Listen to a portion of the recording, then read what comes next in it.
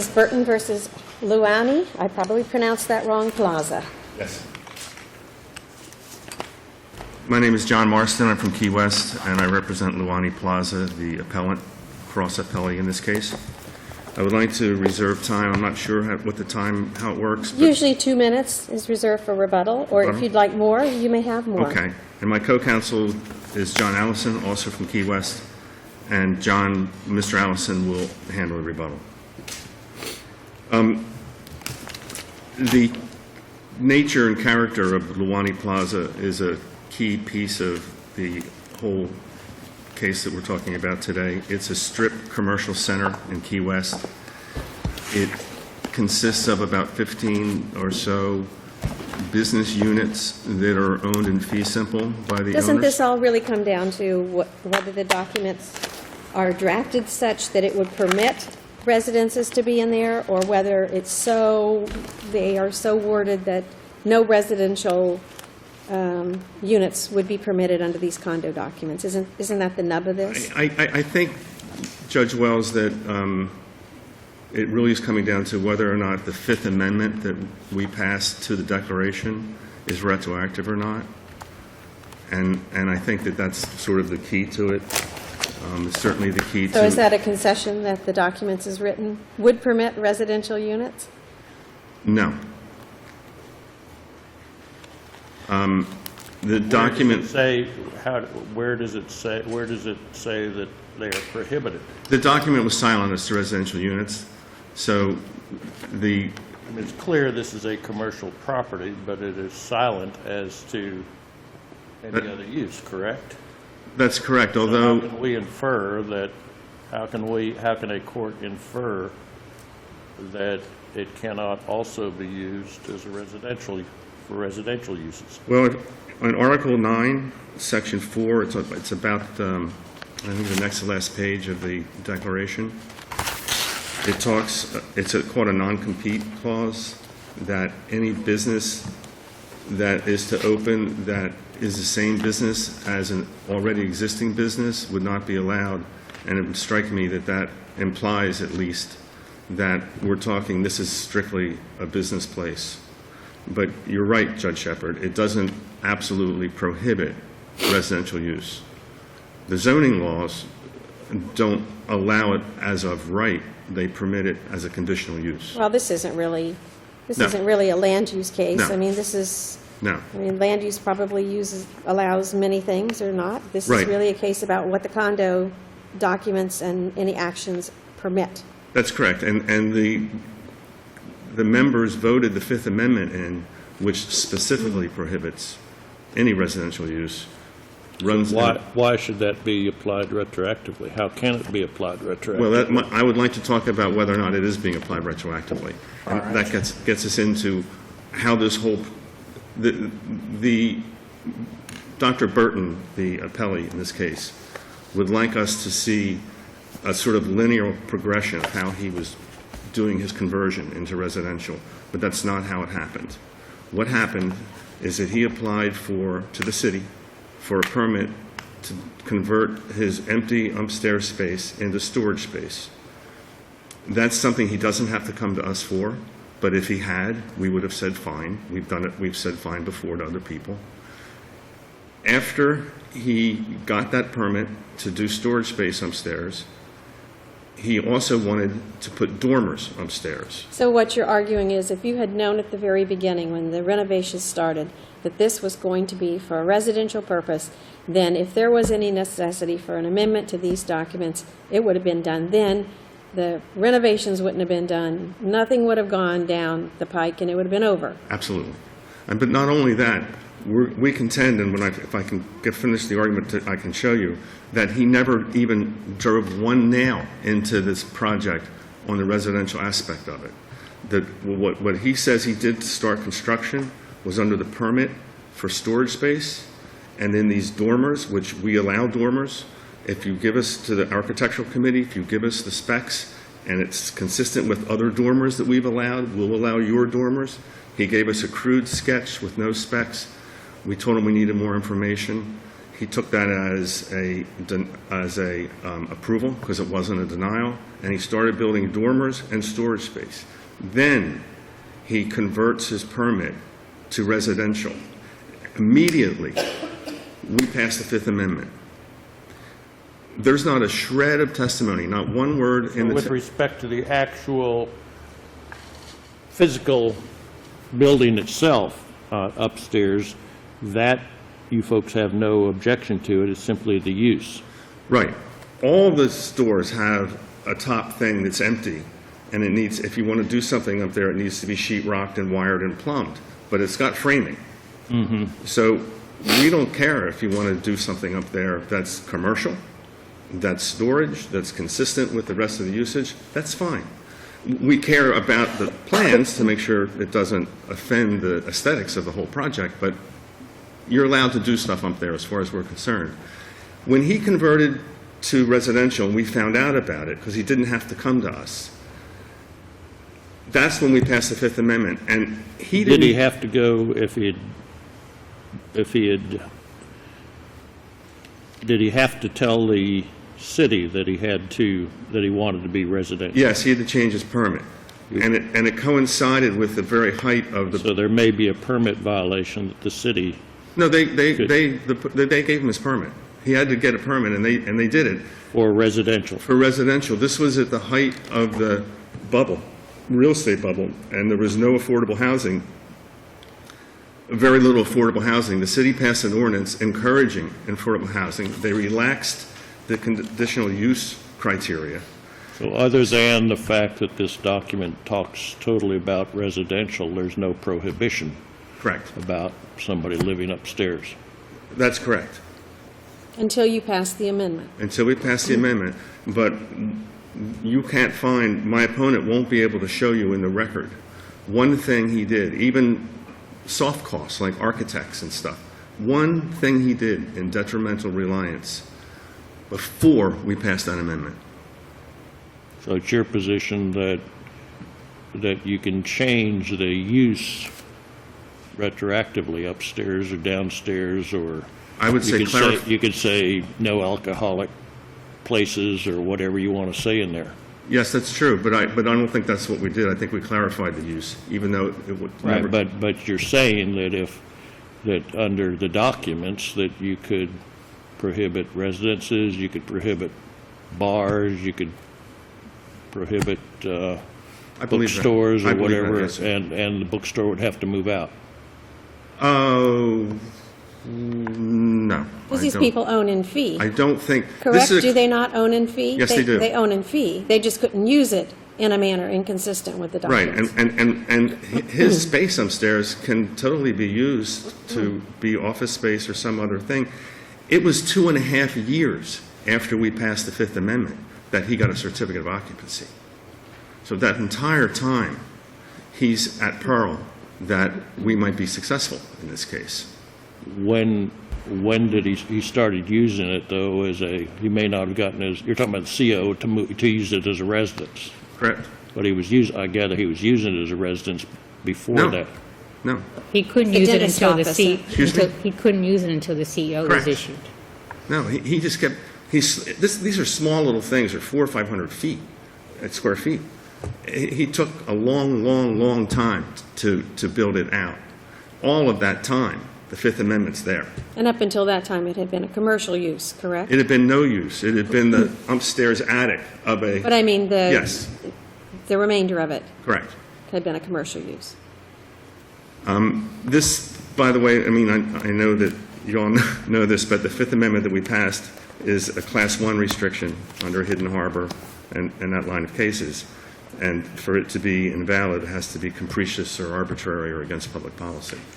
So when, Judge Shepard, you asked me the bar questions and some of those other questions, I'm not sure how that would be interpreted, but I know that the residential use to restrict it in this particular shopping center, where there's not a blade of grass, it's just all concrete, macadam, and buildings, would be, I believe, not arbitrary. Was there any evidence of any harm that would come to the remainder of the owners of these units as a consequence of one of the units being used for, in the middle of a commercial enterprise being used for There residences? was testimony, Judge Wells, that it might increase or would increase their liability insurance, their risk of exposure to different kinds of lawsuits, to kids getting injured in the parking lot, that kind of thing. But that just goes against the character of what the place was. Mr. Marston, can you address the fee issue for me? The fee issue? Well, we conceded the fee issue in the sense that I didn't realize when I filed the appeal on the prevailing party that that's premature, that one can't file on that until one establishes what the fees really are below. So Okay. that's my clarification on that. It's sort of an embarrassment on my part. Counsel, we've let you go over your time, but we'll give your co-counsel. May I say one thing It's cutting into his time, but go ahead. at the end of his time? Or at this time? His time on rebuttal. Counsel?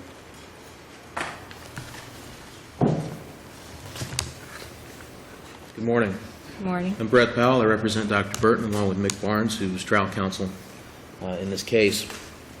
With due respect, and if it please the court, the trial court did not err in finding that Luani's attempted retroactive restriction on Burton's land use was invalid. To be sure, this is a retroactive restriction. Luani is not a condo association. Did he occupy the unit before?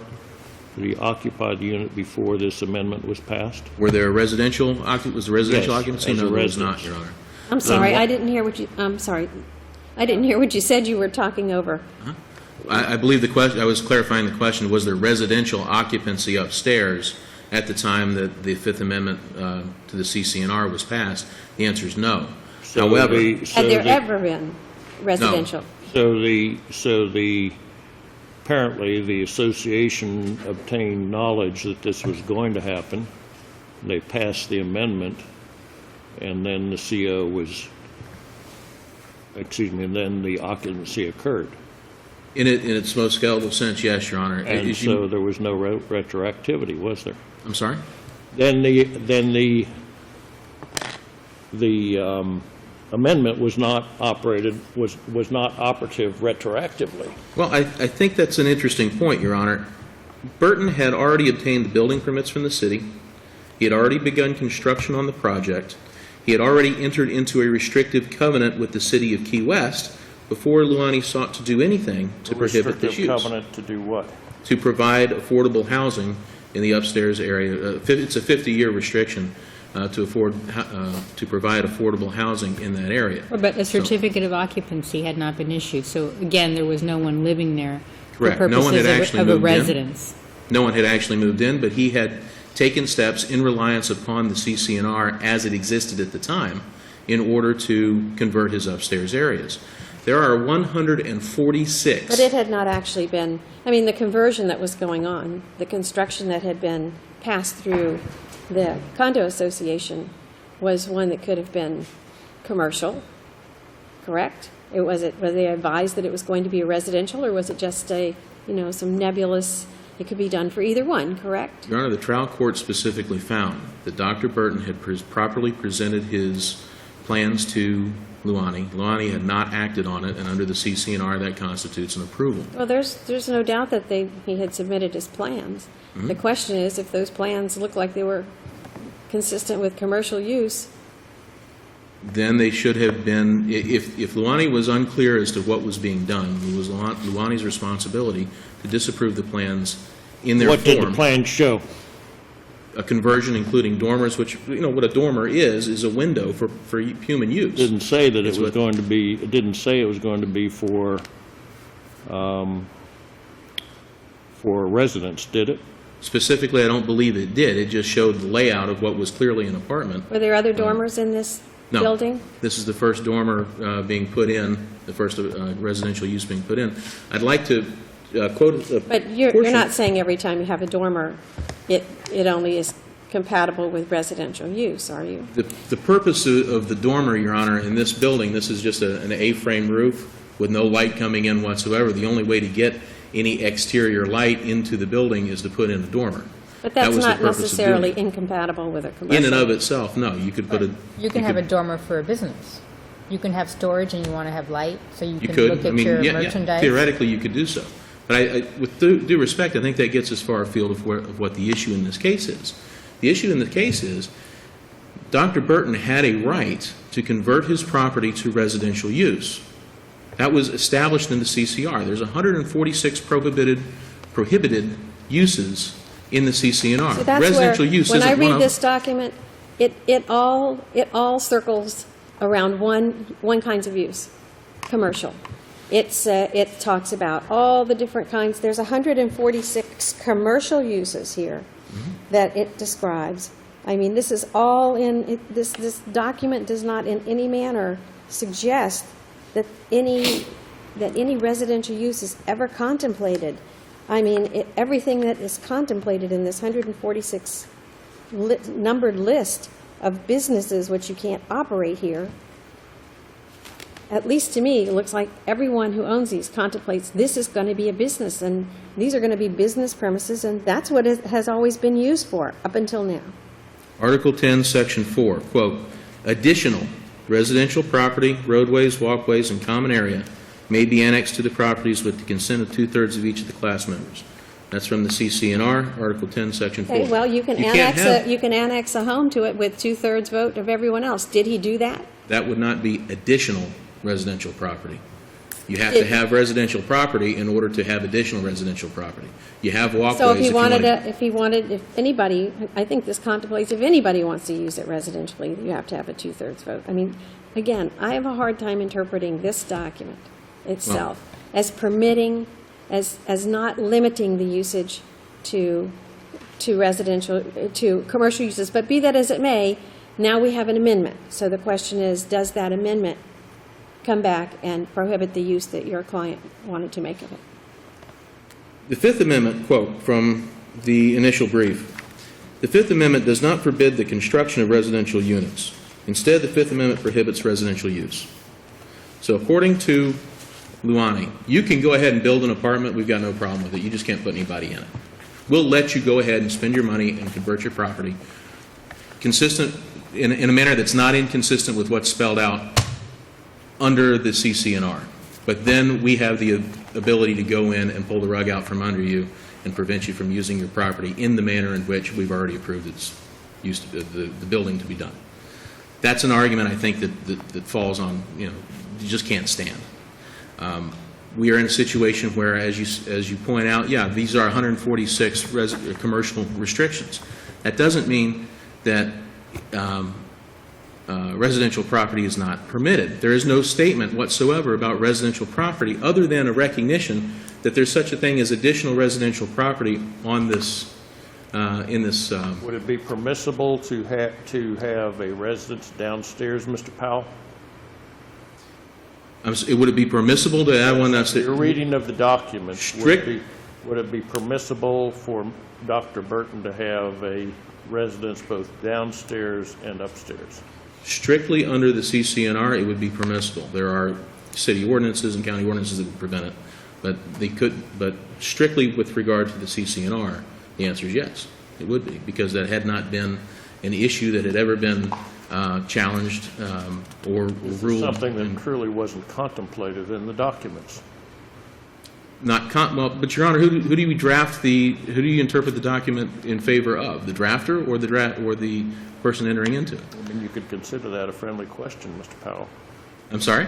I said that could be considered a friendly question. Yes, I recognize what the court's saying, and I agree. It's not specifically outlawed. It's not specifically contemplated one way or the other, but it is Luani's responsibility to prescribe and prescribe the use of the property. If it doesn't do so, if it fails to do so, it does so at its own peril. I'd like to draw your attention to our issues on the cross appeal. First being that the trial court erred in holding Burton liable to pay for the association's expenses in repairing the columns involved there. I think you all get the picture that the relationship between Burton and Luani is a bit cantankerous, perhaps, a bit strained. And all of this is in keeping with that. All these columns are part of the common elements. No, sir. They hold up the roof. Under the Luani CC&R, and bear in mind, this is not a condo association. I think this is what the trial court lost sight of. There is no common ownership of anything at Luani. It is, the owners own in fee simple absolute. They own the roof, they own the floor, they own the walls, they own all structures. They own the parking lot. There is no common area as it is understood among, in a condo relationship. Luani has no ownership interest whatsoever. The CC&R Article 1, Section 5 states that the common area is described as all those areas of the property described in Exhibit B upon which a building is not constructed. Now, Exhibit B, you'll find in the record, is a diagram of the building with hash marks over what they call the common area. By definition, if you're in that hash-marked area, you're in the common area unless it is part of the building. Now, if you take this column out, the roof falls down. It's part of the building. It's as simple as that. It is as part of the building just as the exterior wall of the unit is a part of the building. Now, the requirement under the CCR... You've used up your time, so if you want to tell us about the other, I think you have 4 or 5. Okay. I think you need to make it quick. Very briefly, Your Honor, the trial court erred in allowing that issue to, in interpreting that along, interpreting it consistent with the condo association laws. It's not a condo association. It doesn't have that right. The last point, and I'll rest on my brief on the issue of selective enforcement, but as to the issue of holding Burton liable for expenses in which the city of Key West refused to allow Luani a permit to pave the parking area. In their initial brief, Luani says that this is an issue that was decided in favor of Luani and Burton has to pay. Don't they concede that issue? I will ask the other side, but it seems to me they've conceded that issue. Well, I don't know how one would properly classify it, because it's not necessarily a confession of error. They're saying that that's not what the trial order says. But if you read the trial order, it clearly does charge Burton with liability for those supposed damages. So whether it's a concession of error or a conceding of the point, I think both parties are in agreement that Burton has no liability or should have no legal liability So for those that could supposed be damages. corrected. That could be corrected That easily. I believe it needs to be addressed by this court, but yes, it can be corrected in that fashion. I bring it up also for the point of the attorney's fees issue in deciding who is the prevailing party. That is one issue that they put in their column as to Luani prevailing on the issues by doing a head count of the number of issues. They say, well, that's one in our column, and so therefore we win. In our motion for attorney's fees, we point out the fact that it's not necessarily a head count of the issues and who has more in one column versus the other, but the quality of the issues and the importance of the issues, the financial impact. But whether you count it quantitatively or qualitatively, that issue goes in Burton's column in determining the prevailing party, and so therefore I raise it to this court. Respectfully, Your Honors, I believe we will stand on our brief on the other issues, and I request that the court reverse where appropriate and affirm with regard to the first issue raised by Luani on appeal. Thank you, counsel. Mr. Allison, 2 minutes.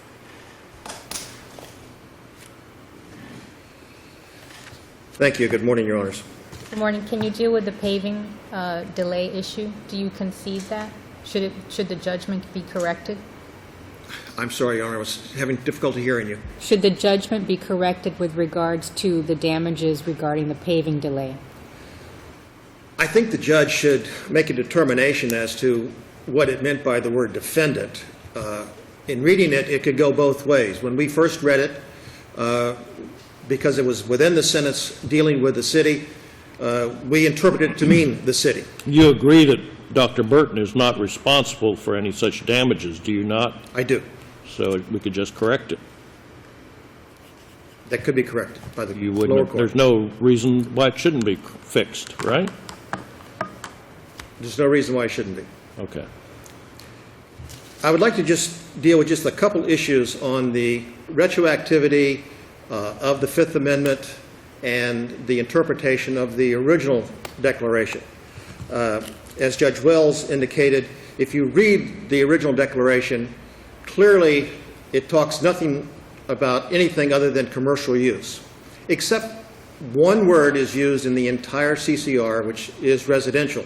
which is what the appellee has latched onto to suggest that residential use was permitted. And that was the provision which stated that additional residential property could be annexed. Well, the additional, I would submit, modifies the word property, not modifies the word residential. It was that additional property could be annexed with the vote of the various members. There is nowhere in the record, and we've not heard today, of anything that Dr. Burton did in the way of construction prior to the adoption of the Fifth Amendment. To the extent that he did anything relating to the dormers, it had nothing to do with residential as far as the association was concerned. It only had to do with the commercial space of storage. We heard today from Mr. Powell that if Luani was concerned about it being residential, when the plans were submitted, they should have done something. Well, in fact, they did do something. When they were submitted the rudimentary drawings of these dormers, I guess they made the mistake. They didn't say we disapprove and we want more information. They simply said we want more information. We took the position before the lower court that that was a disapproval. The lower court disagreed with us and said no, they had to basically disapprove it. But what they did say is that they wanted more. They never got more. What they got was a surreptitious conduct by Dr. Burton to proceed with something that he had never advised them of. That was converting his space to residential. Mr. Allison, 2 minutes. What in your conclusion is? Our conclusion is that, A, this was a commercial property, was always used as commercial. It was clarified through the Fifth Amendment to make it absolutely not residential. There was nothing that Dr. Burton did in reliance where he could suggest that was retroactive, and that as to the other points, we rely upon our brief. Thank you. Thank you.